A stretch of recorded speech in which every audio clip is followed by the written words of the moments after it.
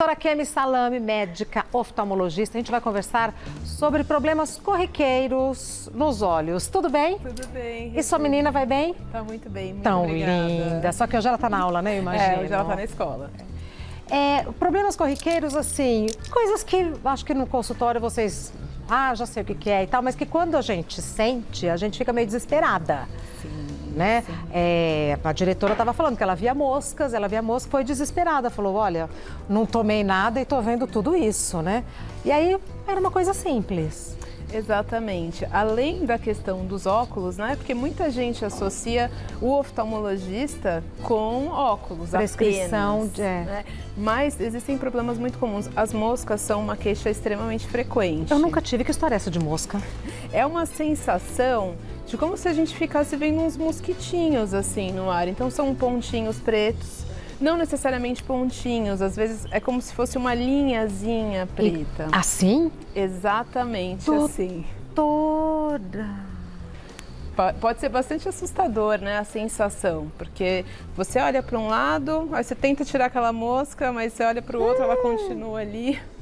E é uma queixa muito comum, sabe, Regina? E é simples, porque eu ia falar, nossa, você tá mal, amiga. Assusta a pessoa, mas assim, na maior parte dos casos não é nada grave. O que é? Tá?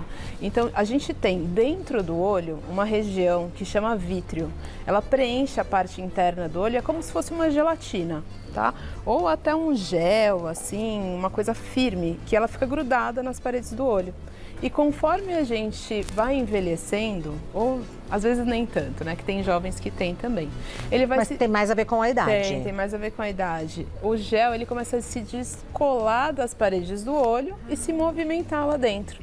E aí a gente tem essa sensação de ver mosquinha, às vezes parece cabelinho, sombrinhas, é bastante comum. E o tratamento? Infelizmente, não existe nenhum tratamento assim que a gente pese na balança e fale, não, vale a pena tratar esse sintoma. É igual zumbido? Vai ter que se acostumar? Tem que se adaptar. E como o gel se move, Regina, então tem momentos que a pessoa não vai ver, né? Tem momentos que a pessoa não vai ver. Claro que é importante a gente ressaltar, não posso deixar de falar isso, que às vezes a causa pode ser outra. Por exemplo? Por exemplo, algum processo inflamatório ou infeccioso do vítreo, dessa região. Tá? Mas aí já é uma coisa mais grave e muito menos comum. Exato, e aí isso sim requer tratamento. Então é importante a gente saber... Mas via de regra é o gelzinho que se mexe. A maior parte das pessoas não é nada grave, mas também não tem muito o que fazer, tem que se adaptar.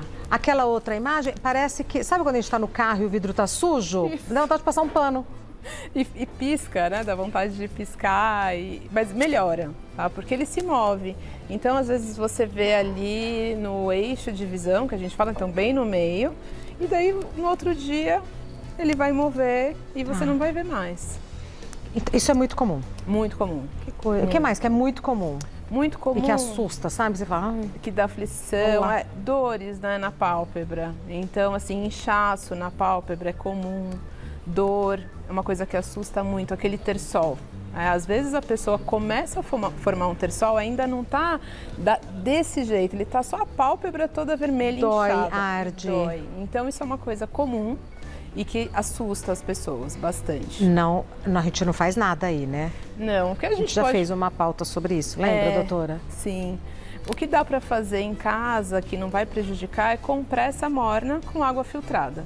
A lembrar que é uma região muito sensível à pele, então sempre testar a temperatura para não se queimar e sempre com os olhos fechados. E troca compressa. Tudo no olho é descartável. Exatamente. Doutora Kemi Salame já nos ensinou. Perfeito. Às vezes, por conta dos cílios postiços, tanto que eu não estou mais dando conta de usar cílios postiços a semana toda. Hoje eu estou, mas semana passada eu não usei. Fica meio vermelhinho. Sim. Eu paro de usar... Volto ao normal, eu dou um tempo e aí eu volto, mas não faço nada. Usar cílios postiços com frequência ou alongamento de cílios, isso pode trazer algum malefício? Sim, favorece a formação do terçol, né, que a gente chama de ordelo, tecnicamente. Favorece o acúmulo de sujeirinha nessa região, então vira um fator irritativo. Então você pode desenvolver uma blefarite, que acho que já foi uma pauta nossa aqui também, é muito comum. que daí você vai ter uma queixa de coceira, ardência, olho vermelho, é bastante sintomático. Então, esses cílios, eles favorecem a formação dessas condições. Então, é bom sempre manter uma higiene bem adequada dos cílios, lavar os cílios com vontade, sem dó. Quando faz o alongamento, Sim, a doutora diz? Sim, quando faz o alongamento. Lava com o quê? Shampoo infantil neutro. Tá? Existem produtos específicos no mercado, de várias marcas diferentes, mas o shampoo infantil neutro, ele atende muito bem, tá? A não ser que a pessoa tenha irritação. E sempre lembrar que essa outra queixa frequente é que às vezes a pessoa acha que pode lavar com o olho aberto e não pode. É sempre com o olhinho fechado. Sempre com os olhos fechados e enxaguar bem antes de abrir. E gel que faz com que os cílios cresçam e a sobrancelha também, é indicado ou não? Ou pode ser que sim, pode ser que não? Pode ser que sim, pode ser que não, né? Porque sempre corre o risco da pessoa ter uma reação alérgica. Eu, por exemplo, uso um sérum para crescer cílios e sobrancelhas. Nunca tive nenhum problema. Usa sem parar? É, sem parar. E como que eu sei se eu tenho alergia ou não? Testezinho na mão? Pode fazer um testezinho na mão. Acho que é o ideal, porque assim, uma alergia tópica, né, no olho ocular, ela vai dar muito sintoma, o olho vai ficar muito inchado, é terrível. Então, testar na mão antes, esperar uns 2 dias e ver como é que fica. Passa e espera, né, na hora. Espera um pouco. Porque unhas alongadas, postiças e cílios, assim, caiu no gosto. Sim. A impressão que eu tenho é que tá todo mundo usando, né? Todo mundo usa. Eu sou super a favor, sabe? Desde que tenha os cuidados adequados, que legal, né? Pra gente poder manter a nossa saúde, assim. Pelo menos os cílios, que eu acho que eles ainda são menos prejudiciais do que as unhas. Sem dúvida. O que mais que é muito comum? Olha, muito comum também, a gente tem... Bom, daí tem doenças mais graves que não tem queixa, né? Quer ver o que eu tenho aqui, ó? Moscas volantes, blefarite, terçol, olho seco. Olho seco, super comum. Tá? Super comum, principalmente nas mulheres. Por isso que fica... Por que nas mulheres? Questão hormonal, questão hormonal. Em qualquer idade? Não, geralmente depois da menopausa, tá? Tá. Na fase que eu estou. Então as mais jovens não vão ter tanto dilema. Hoje em dia elas podem ter muito pelo uso de tela, né? Então, uso prolongado de tela, ambientes com ar-condicionado. Então, uma pessoa que tem 20 anos, vamos supor, super saudável, tá ótima, uma moça, né? Uma moça. E trabalha num ambiente com uma tela, um computador, e 8 horas e ar, ela provavelmente vai ter um olho seco. É muito difícil não ter. E aí, o que faz? Primeiro, mais importante, intervalos. Então, a cada 1 hora, tentar fechar os olhos, uns 30 segundos, piscar e olhar para longe. Então, tirar o olho da tela. Tirar o olho da tela. Isso ajuda absurdamente. Agora, quando tiver muitos sintomas, aí um olho vermelho, dor, sensação de areia, embaçamento, sempre procurar o médico, a médica oftalmologista, porque existe tratamento. Não tem cura, mas tem tratamento e melhora muito a qualidade de vida. Pois é, a sensação de bem-estar deve ser outra, né? Sim. Às vezes a pessoa não sente olho seco, mas está com essa película vermelha. Sim. São coisas diferentes? O olho vermelho, ele pode ser uma infinidade de coisas. Então, pode ser desde uma irritação, por o olho estar seco, até algum contato com algum alérgeno, com alguma poeira, algum pigmento, alguma coisa assim. Pode ser uma conjuntivite infecciosa, então pode ser uma esclerite. Esclerite é uma inflamação na esclera. A esclera é a parte branca do olho. Porque a conjuntiva, onde dá a conjuntivite, que esse olho fica vermelho, é uma película transparente na frente da parte branca. Tá. Então, essa inflamação... Isso é conjuntivite. Isso é conjuntivite. É inflamação na conjuntiva, mas existe a esclerite. É difícil de diferenciar olhando assim. Por isso que o ideal é ser examinado, porque a gente consegue ver em tamanho muito grande no consultório e fazer alguns testes para poder diferenciar. Já falei para a doutora há muitos anos atrás, muitos anos assim, eu tô com 55, sei lá, aos 40 anos... Eu fui ao médico e tive que tirar uma pelinha vermelha que não me incomodava, mas era aflitivo de ver. Sim, ainda se faz esse tipo de procedimento? Sim, ainda se faz. É comum também. Pterígio é comum. Provavelmente era, né? Talvez, imagino. Não lembro. É um crescimento da conjuntiva. Então, estimulado por sol, principalmente, coçar o olho, fator genético, esteticamente incomoda. Muito, me incomodava muito. Esteticamente incomoda. Para usar lentes de contato atrapalha. Né? E causa muita irritação, muito olho vermelho. Então a gente faz sim, é uma cirurgia comum, é uma cirurgia simples, bem tranquila, anestesia tópica. Só que tem que ficar com tampão. Você fica com tampão, menina, tampa o olho e sai fazendo as coisas. Você perde a noção da terceira dimensão. Exatamente. Nossa, você sabe, eu pegando o ônibus, isso eu lembro até hoje, doutora. Tem uma porção de perguntas, eu já venho fazer. Tá joia. Com tampão, gente, eu tropeçava no ônibus, olha, foi para a doutora Kemi Salami, daqui a pouco a gente vai ter uma pauta sobre uma moça que é como se fosse estilista de óculos, que óculos que vai bem com cada rostinho e tal.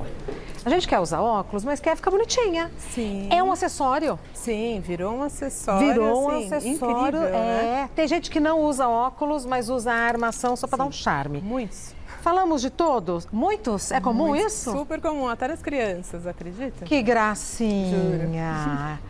Você sabe que o filho de uma amiga minha tem 1 aninho e pouco, tá tendo que usar óculos, aí colocou um elastiquinho aqui, né? Que segura. Ele tá com hipermetropia.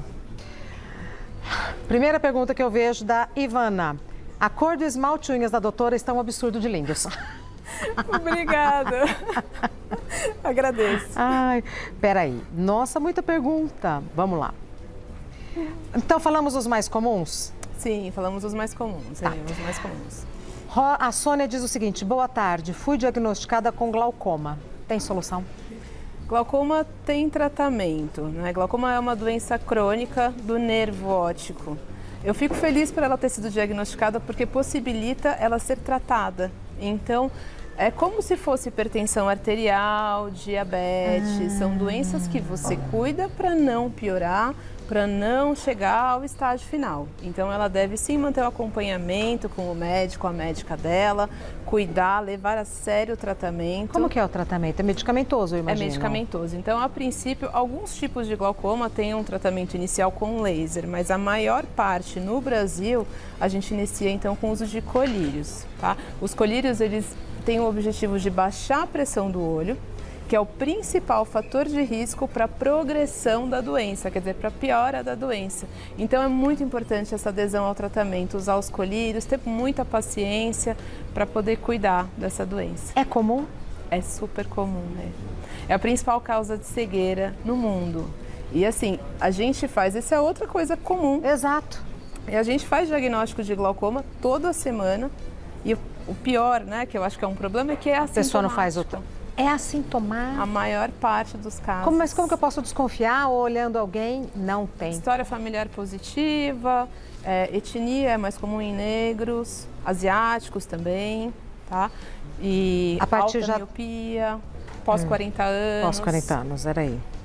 Minha catarata de 1%, a Márcia, minha catarata de 1% foi para 5%. Tive Covid e o meu médico falou que foi muito corticoide que eu tomei.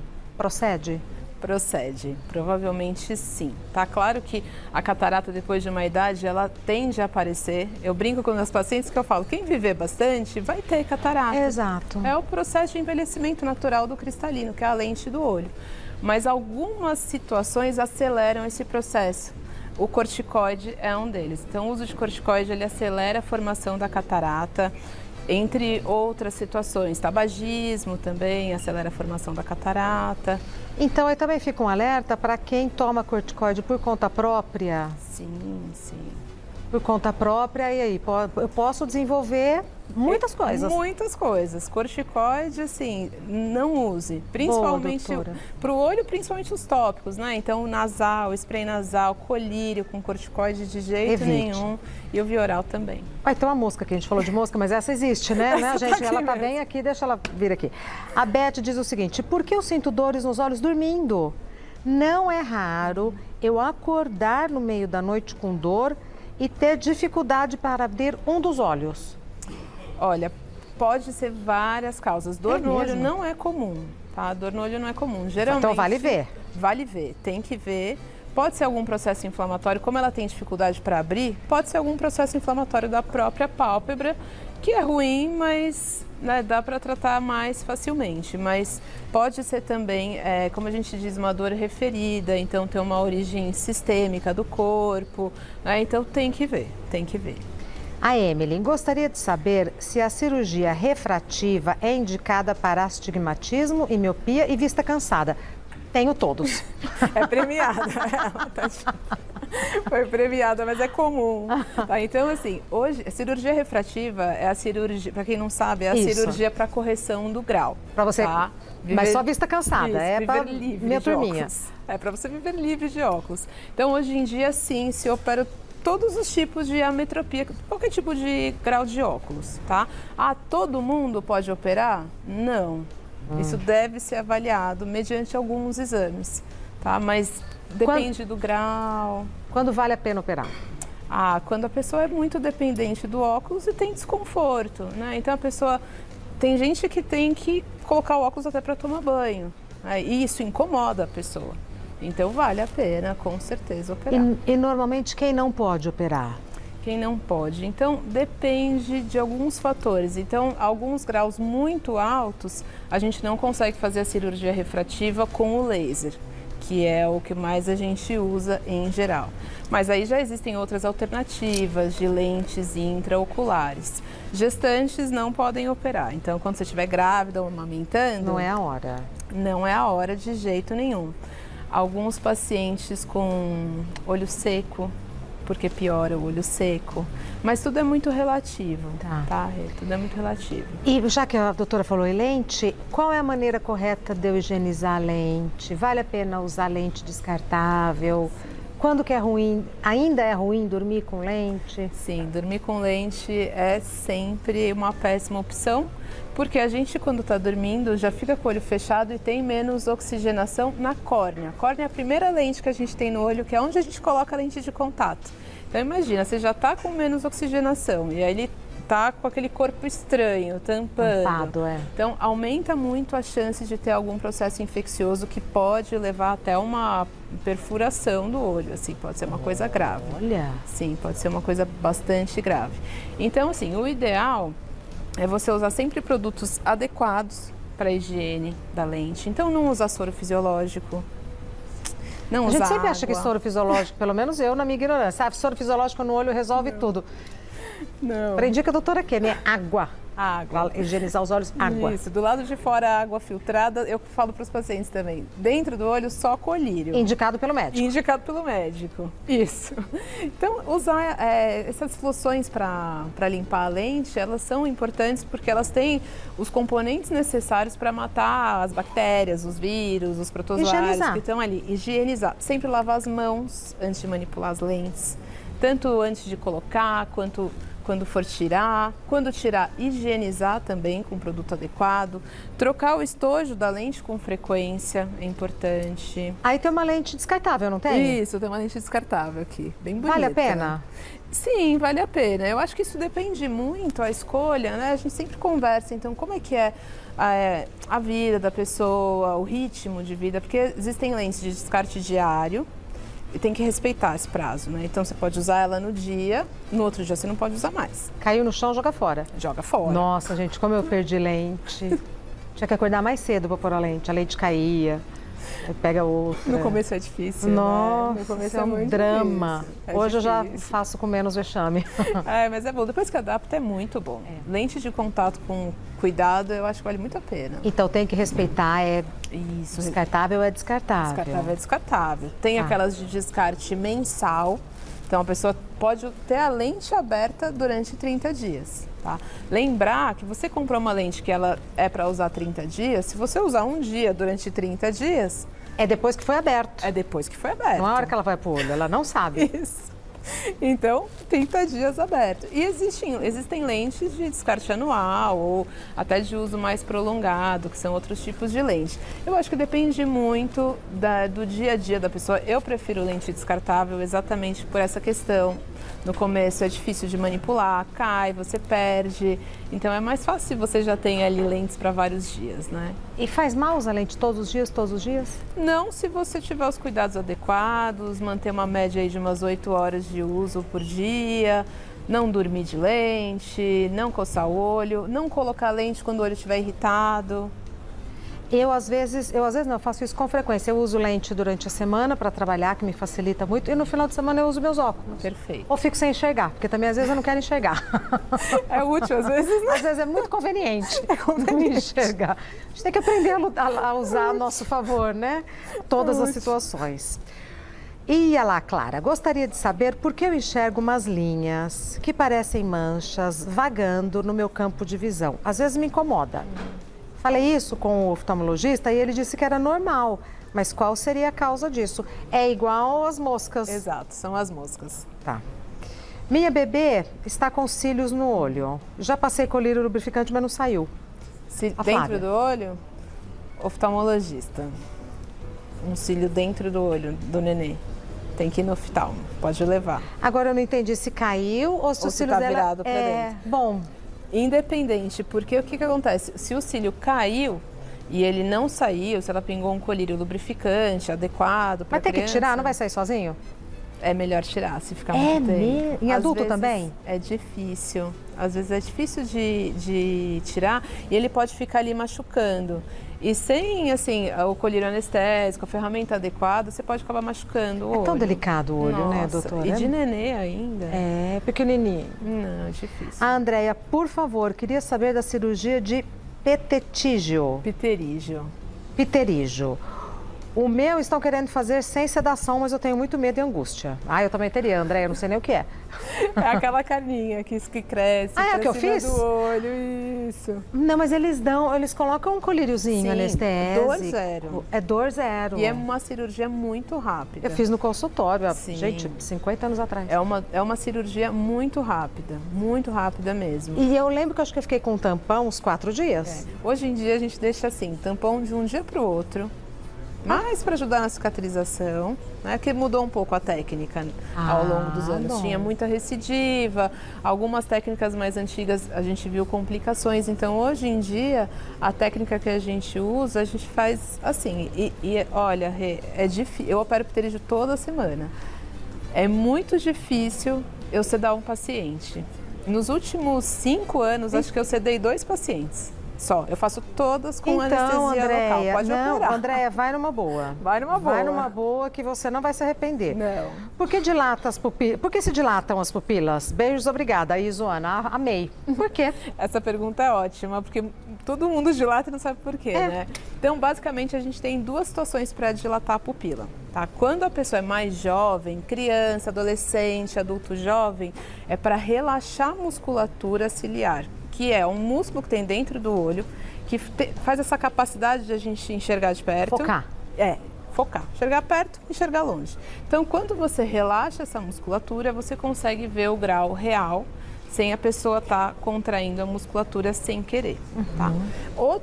O outro motivo, a outra situação em que a gente dilata a pupila é para abrir a íris, que é o coloridinho do olho, ela fica bem grandona, fica aquele olhão preto, né? Para poder examinar o fundo do olho. É muito importante.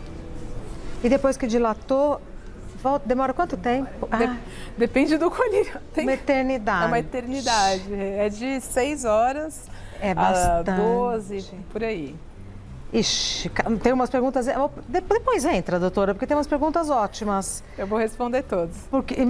Gostaria de saber mais sobre ceratocone. Minha sobrinha tem e estamos preocupados. A Alexandra, é ceratocone? Ceratocone, exatamente.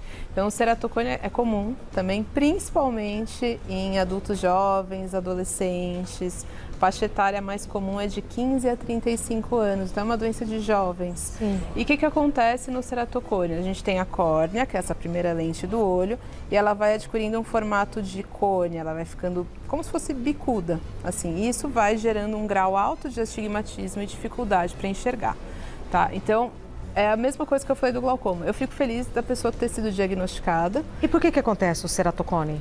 Tem, assim, fator genético e tem alguns outros fatores, como coçar o olho. Então, já a primeira dica para ela é não coçar o olho, tá? Não pode ficar coçando porque estimula a aumentar a velocidade desse cone. E como que é o tratamento? O tratamento a gente depende, tá? Então, a gente primeiro controla a coceira, porque não tem como você pedir para a pessoa não coçar o olho. Se tá aflitivo. Então, tratar coceiras. Geralmente são pacientes alérgicos, então você tratar as alergias, tá? E a gente vai fazer correção de grau. Então, a princípio com óculos, lentes de contato, mas existe, se a gente observar que está tendo progressão, existe tratamento para diminuir a velocidade de progressão. Então existe o crosslinking, é super bom. Hoje em dia está bem mais avançado. Então o crosslinking ele é um tratamento que ele visa não deixar progredir. Então, quando a gente constata a progressão, geralmente em 6 meses, a gente indica um crosslinking. Mas existem outros, o anel estromal, que é um anelzinho que a gente coloca na córnea, nessa lente, no meio da lente a gente põe um anelzinho. Que interessante. É muito. O mundo da oftalmologia é maravilhoso. Não, o mundo da medicina, assim, o que vocês fazem. Aí colocam o anel, aí é cirurgia. Tá? Centro cirúrgico, recuperação. Tudo bonitinho. Então tem o anel, aí tem assim, em último estágio, o transplante de córnea, tá? Mas em último estágio, é a última opção. Tá? E como é que é o transplante de córnea? Tem muitos doadores? Tem, mas acho que é sempre bom a gente aproveitar a oportunidade para estimular, né, as pessoas a serem doadoras. Serem doadoras, porque ajuda e assim, você vê que é uma doença de pessoas jovens.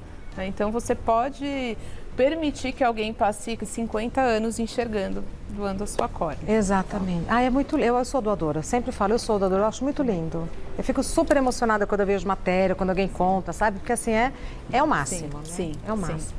Conversei com a doutora Kemi Salame, que está no Instagram como @DRA Kemi Salame, Kemi com K, Kemi, Kemi, simples, Salame com I no final.